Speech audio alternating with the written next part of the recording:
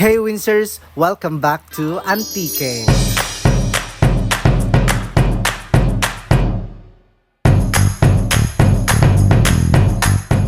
It's been a while nung nagbakasyon ako sa province namin. And I'm happy kasi ngayong taon, hindi lang ako ang mag-isang pumunta doon. February 22 flight namin at hanggang 26 nga lang yung napayagang leave namin. From Terminal 2 na iya, lumipad na nga ang aming team papuntang Kalibo. Past 9 PM na nga kami dumating sa Kalibo Airport. Ayan, kasama ko dito si Mako. Dahil nga probinsya dito, hindi na namin naabutan yung last trip ng bus going to Antique. Kaya nagpalipas na lang kami ng gabi sa terminal. February 23 ng madaling araw, nakabiyahe na nga kami papuntang Antique. Makikita nyo naman yung mga nadadaanan namin. Talagang magagandang tanawin. At nalalanghap namin dito yung sariwang hangin ng isang probinsya na walang polusyon. Kahit medyo masama ngayong panahon, ay na-enjoy pa din namin yung views sa bintana. Ayan, makikita nyo naman. Dumating na nga kami ng Tibiao around 7 AM at dito na nga kami bumaba sa Malabor kung saan kami nakatira. Pagdating namin sa bahay, binigay ko na yung mga pasalubong ko para sa mga pamangkin ko at syempre kay nanay. Ayan. Sobrang tuwa nga ni nanay kasi first time ito makareceive ng regalo ng gold necklace mula sa akin. Matagal na din kasing gusto ni nanay yung locket necklace na nalalagyan ng picture. Ano regalo ko sa'yo, be? Oh, love you, nay. Ayan, sinuot ko na nga sa pinakamamahal kong nanay. Nakakataba ng puso kapag napapasaya mo yung nanay mo sa simpleng regalo lang. Kinahapunan nga dahil maganda na rin naman yung panahon ay pumunta muna kami ni Mako sa dagat para man lang masilayan naman yung ganda ng dagat sa probinsya namin. Nagbabakasakali din kami na baka may bagong daong na bangka na may mga huling isda. Kilala din kasi yung barangay namin na maraming isdang nahuhuli dito sa karagatan.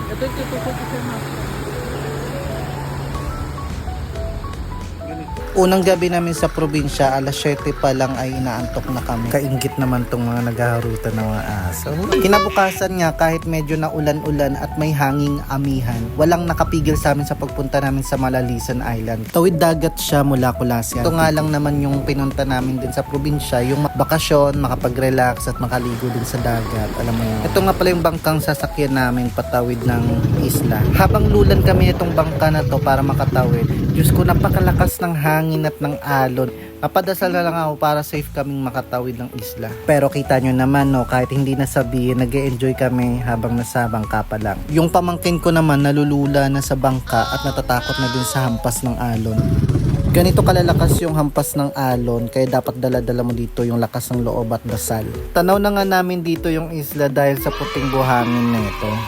Pagdating nga namin doon, mga tao lang na naninirahan doon ang mga nakita namin. Parang inupahan nga namin yung isang isla kasi kami lang yung turista doon. Huy! Ayan, tuwang-tuwa naman dito si Mako kasi nga ang ganda nung place, ang ganda nung isla, tsaka yung buhangin kasi yan, makikita niyo, puti talaga siya.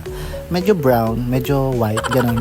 Kahit na nakapunta na din ako dati dito, hindi ko pa rin talaga mapigilan na ma-amaze sa lugar na to. Napakaganda. Ang lakas ng hangin nung pumunta kami dito. Dahil nga kami lang yung turista nung time na to, inalok kami ng isda at pinagluto kami. At pati yung, lato ba yan?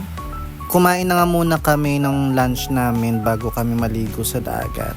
Ayan, kita nyo naman yung kinakain namin. First time ko lang makakain na itong lato or seaweed ba to. Masarap siya sa bibig, para siyang pumuputok. Para lang din siyang gulay na kapag sinasawsaw mo siya sa suka.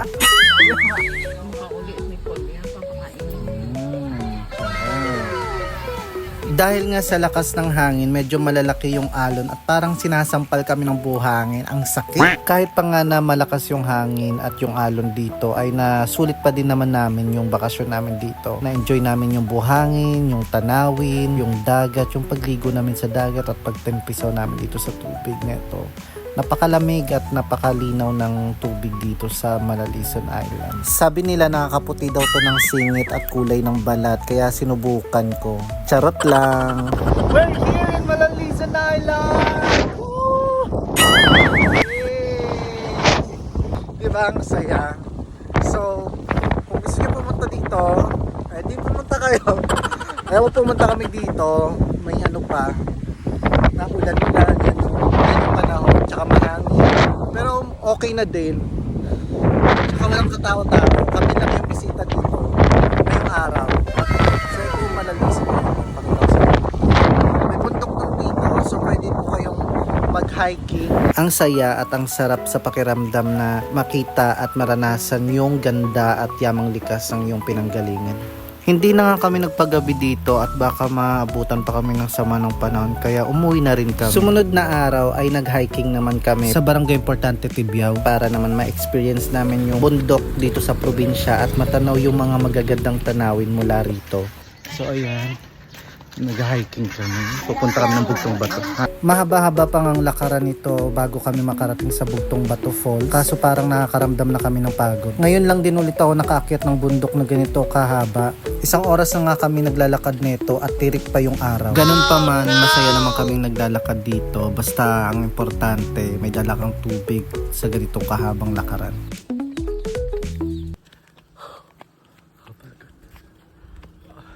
Ginusto namin to eh. Grabe, kakapagod. Ang ganda oh, ang ganda ng background oh. Yung ano lang eh. Kakapagod. Grabe talaga. Ayan si mother. Ininda na lang namin yung pagod kasi nga exercise din to. Pero yun nga, maganda rin kasi ang nakikita naming tanawin. Tsaka bukod doon, sila nanay pati yung pamangkin ko sanay na din sa mga ganitong lakaran. Kaya napaisip na lang ako na baka hindi na rin kami aabot sa Bugtong Bato Falls. Kung saan na lang kami aabutin since marami naman dito mga mountain resort or mga resort gano'n. Papunta nga sana kami nito ng Bugtong Bato Falls pero hindi na nga namin kinaya na umabot doon kaya hanggang dito lang kami sa Calawag Mountain Resort. Grabe Windsors, hindi ko in-expect na ganito pala kaganda dito sa Calawag Mountain Resort. Kasi dati po itong Butong River. Na-vlog ko na din po ito kung gusto nyo po mapanood na sa YouTube ko lang. Makikita nyo po doon, sobrang daming bato pa at hindi ganito kalawak yung tubig. Sobrang nilang na-enhance, na-develop nila to. Pero dati nga lang, syempre, open area pa lang siya. Walang entrance sa binabayaran, walang ganyan, walang mga cottages. So ngayon, ginawa na nilang resort pero mas na-develop pa at napaganda pa nila. Kaya thumbs up ako dito sa Tibiao. Masasabi ko lang talaga dito Windsors, ang ganda dito. Napaka-refreshing at ang linaw ng ilog. Kaya kung nagsasawa ka na sa beach, sa mga dagat, kaya minsan mag-ilog din kayo. Kahit sobrang init ng panahon, yung tubig dito, ang lamig pa din kaya nakaka-relax talaga siya. Meron silang mga paduyan dito na gawa sa mga gulong. Mag-enjoy kayo dito katulad ko, ayan. Pag malayo ka talaga sa city, makakapag-relax ka, you know, it's giving the peace of mind na hinahanap mo sa probinsya. Meron din sila ditong hanging papag o hanging bed para sa ino-offer nilang massage experience by the river. Habang minamassage ka, nakaka-relax na, syempre nakaka-refresh, na naririnig mo yung agos ng tubig. Actually, they have a lot of activities to offer at may mga rates din. Meron din ditong Tibiao Fish Spa na kilala sa lugar namin na libre lang din naman sa lahat ng naka-check-in sa resort nila. Ito yung mga isda na kumakain ng mga kalyo namin sa paan. Yung mga isda pala dito parang halo-halo siya pero yung iba parang kilala ko na tilapia. Hindi ako sure. Buti na lang talaga walang hinimatay sa mga isda na to dahil sa amoy ng mga paan namin. Charis. So sa una nakakakiliti talaga siya. Grabe. Pero habang tumatagal, ang sarap na sa feeling na pinagkakaguluhan ka ng maraming isda. Alam mo yun? Kasi nga, sobrang dami mong kalyo sa paa. Actually, matagal na tong fish spa sa lugar namin. Kahit nung high school pa ako, nung nag-aaral ako dito. The first time ko lang itong na-experience. Napaka-satisfying. At alam mo yun, yung may tingling sensation at yung calmness na nararamdaman mo habang kinakain ng mga isda yung mga kalyo mo. Maabot sa brain cells ko, ganun. Dahil nga na-enjoy din ni nanay to at ng pamangkin ko, highly recommended to for all ages. Kahit hindi man kami umabot ng Bugtong Bato Falls, sobrang na-enjoy naman namin yung experience namin dito, yung malamig at malinaw na tubig ng ilog. At syempre, yung magandang tanawin. I can say perfect spot for family bonding talaga siya. Last day namin nung hapon ay bumiyaya na nga kami pabalik sa Calibo International Airport para umuwi na nga ng Maynila. So masasabi ko lang talaga, mamimiss ko yung Antique, yung probinsya namin. Syempre, babalikan pa din talaga. Sobrang nag-enjoy ako sa bonding at experience namin. Syempre, hindi ko malilimutan at daladala ko yung mga memories namin together. Kahit na ilang araw lang yung bakasyon namin ay syempre naging masaya ako na makasama yung mga mahal ko sa buhay. One thing I've learned from this vacation is you have to make time to spend with your loved ones. Especially kung malayo sila sa inyo. Or kahit malapit man sa inyo, at least we should make the most of it. Making memories and loving each other while we still can. So that's it for now, Winners. I hope you enjoyed this video. Thank you for watching from Antique to Manila. Kruhay! Hanggang sa muli. Bye! Diba? Kita nyo? Pogi! Grabe! Pag nakikita nyo, naku! Mapapalingan kayo, Pogi! Grabe! Woo!